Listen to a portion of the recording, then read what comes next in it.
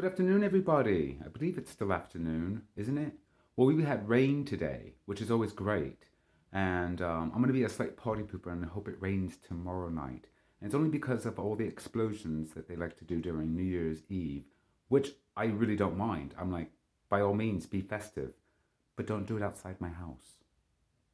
You know, try not to be a party pooper. Anyway, this video is centered around how I do my compost and what I do with my kitchen scraps and how they go from kitchen scraps into a bin and then get broken down a little bit, and then how I take those remains and then mix them in with carbon material.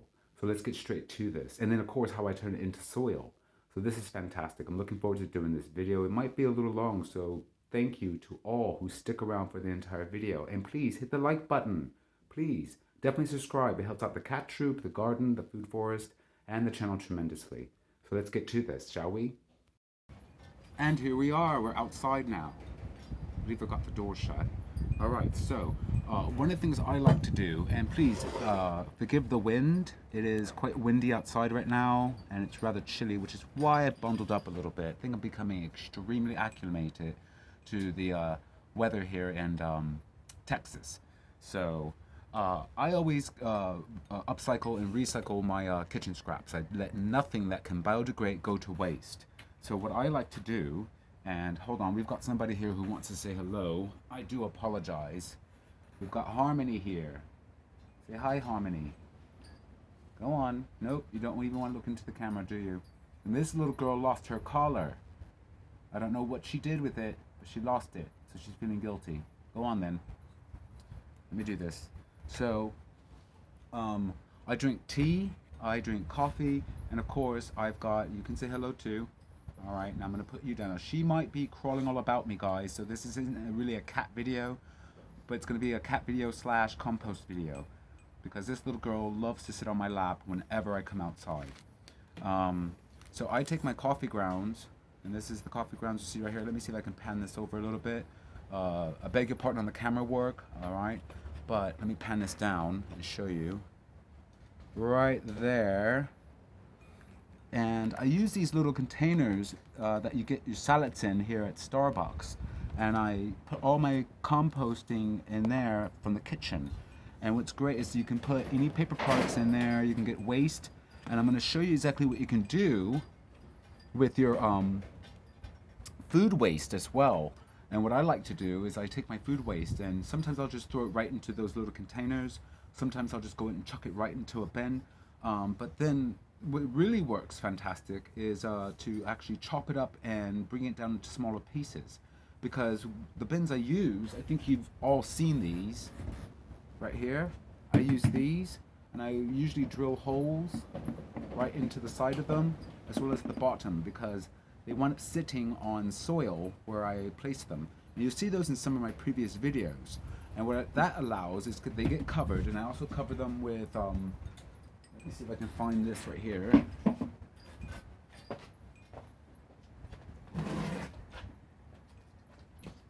This top right here, the top that comes with them, and I drill holes right into the tops right here. And that allows air to circulate all the way around the bin. And that also, like I mentioned at the bottom, it sits on soil, so worms wind up getting in there and they do their job. And we all know as gardeners, you fellow gardeners out there, how wonderful worms are, all right? If you are looking to use worms to help break down compost, you can get red wigglers, you can get Canadian wigglers and whatnot. They do a much better job.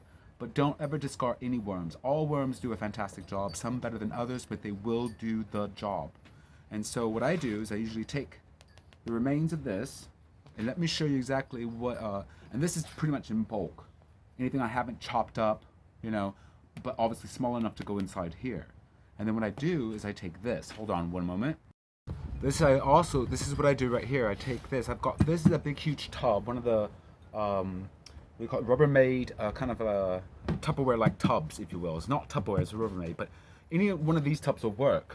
And what I do is I add in here a little bit of already broken down compost in there, along with extra paper product. I'm going to show you a new trick, and I've done this trick before, and again, pardon the noise. It's quite windy out here, so I do pray you can hear me. But if you look in there, Look at all that. Do you see that?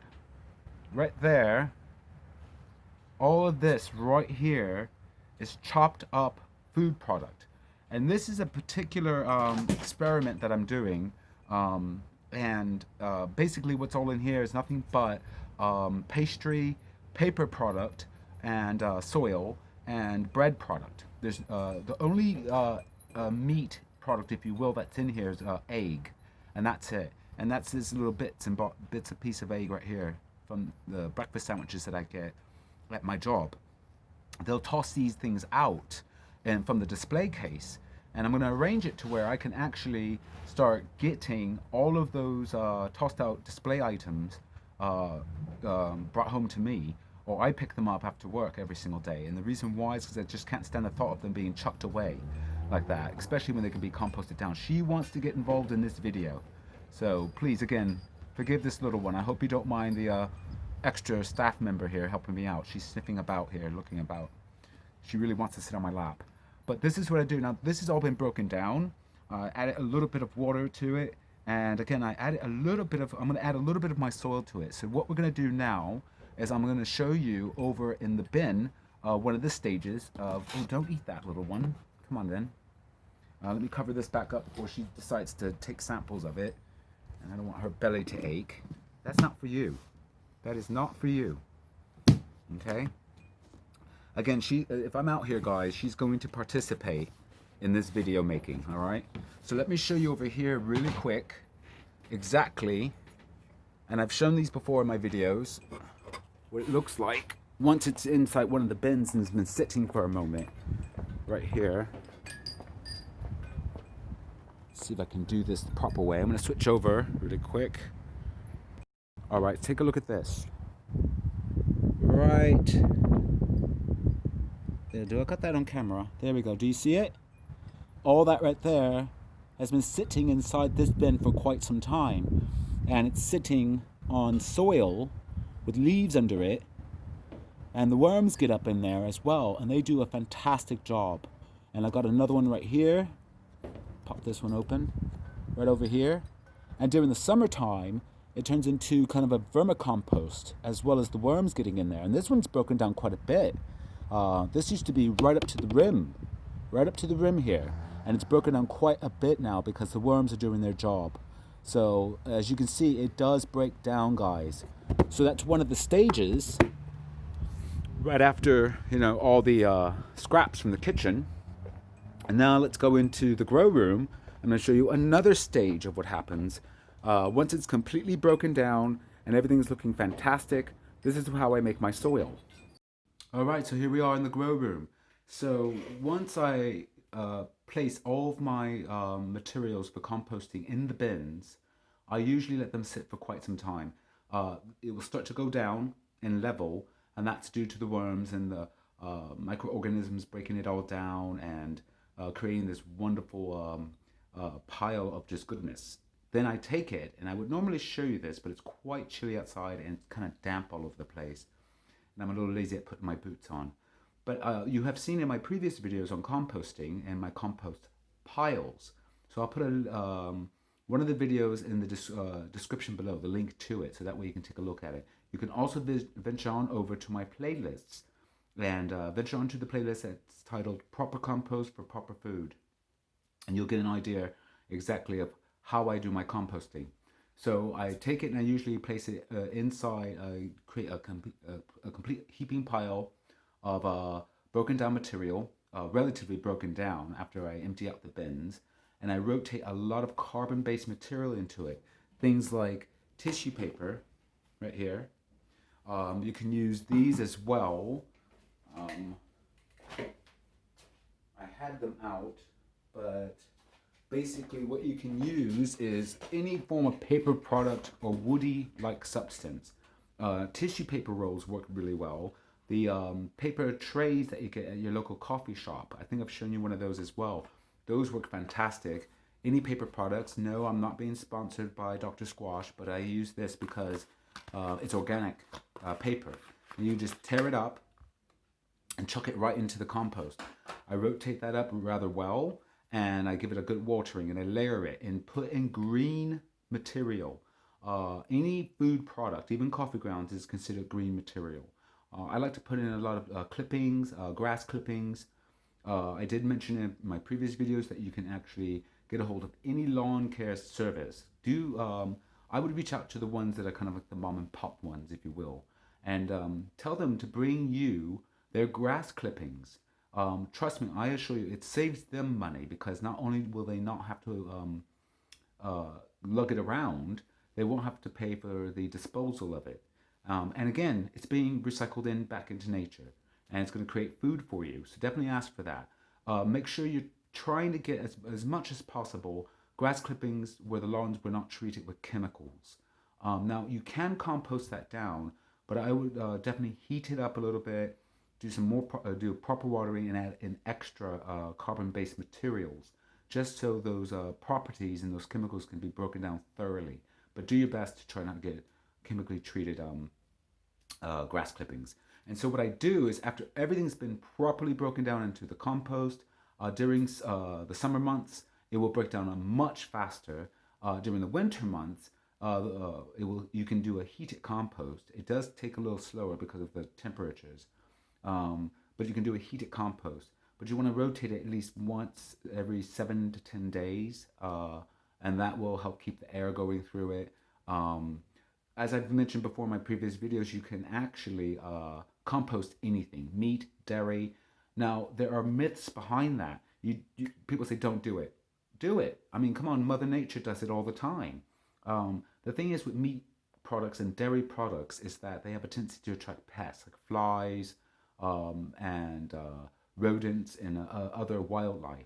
All you have to do is throw in a decent amount of carbon-based material. It also attracts the smell.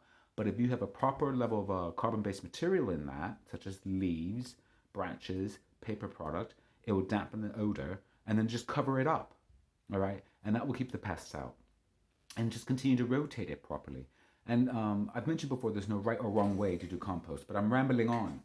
So once it's all broken down, this is what it normally turns into. Let me grab the camera here. Look at that, guys. Look at that.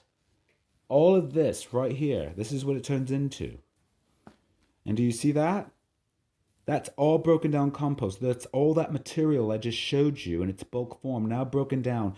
You can't really even make heads or tails of what it used to be. You might get one chunk of woody product in there, but honestly, this is fantastic. And how I decide to do my soil is what I'll do is I'll take some peat moss or coca coir and I'll mix it in with this. And right here, also some perlite. You can use vermiculite as well. Vermiculite is fantastic. This perlite and vermiculite are like derivatives of organic materials spewed from volcanoes, and they're extremely porous. And what that allows is it to help retain moisture once you watered your plants using that soil, and it also helps air to help travel through it a lot. So definitely you can mix it in with that. And what I'll do is I'll mix in this as well. Let me see, can you see it? I don't know if you can see it or not. Right here, this is all peat moss. Right here. And you can use coca coir. You can even mix peat moss with coca coir. This too will help retain moisture and give it a sponginess you want. And it also help promote and encourage all those wonderful microbes to continue to flourish. And then what I'll do is I'll mix this in. I'll take a handful right now. Right there. Here is the broken down compost I've got. Right there. And I'll chuck it in right this. And I'll give it a proper mixing. And then I'll add water to it. And the water will help give it the moisture you want. You don't want it dripping or sopping wet with water because that's not good. But you want to be able to grab it and it clumps up into a nice ball.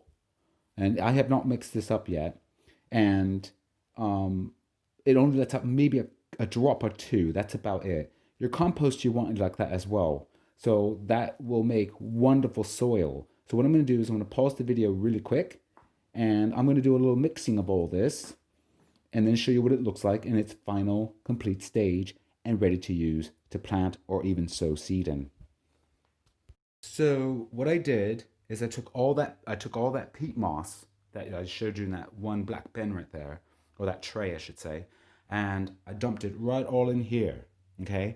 Now when you are composting and you're using cuttings and scraps from your garden, and you're also using grass clippings from the grass you receive from the lawn services and whatnot, you might get stragglers. In other words, stray seeds. It does happen, especially when you're organically composting.